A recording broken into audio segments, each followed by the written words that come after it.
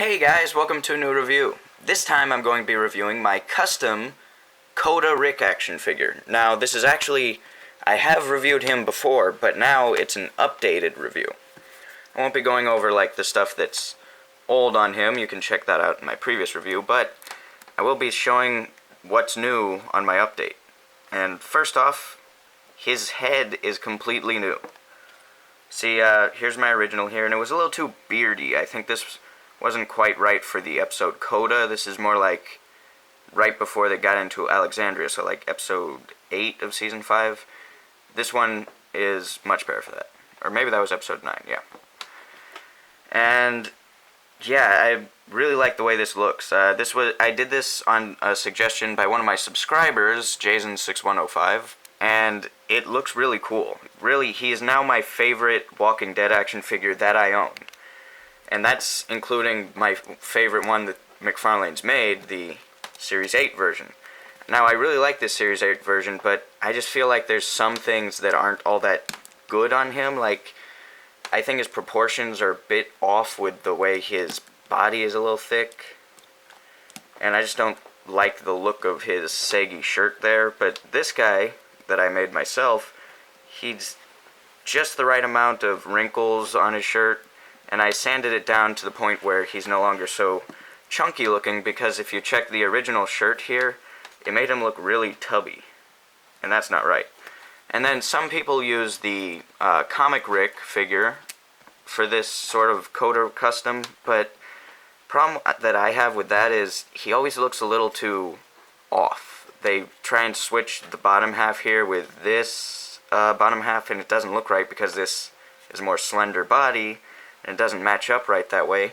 And then the problem is his head just wouldn't look right on this body. So let me show you an example.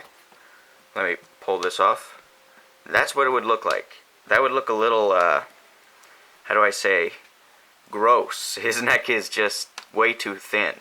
You'd have to like lower it down more, and then it would still look wrong. So I'm glad that I had an extra Series 4 Walgreens exclusive Rick that I could toss this on.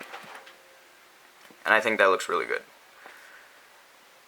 So, I also updated his articulation, but you guys could have seen that in my previous review of him, where I took the arms from Series 6 Rick, placed them on there, and then the Series 6 bottom half. So, here's what the body's bottom half originally looked like.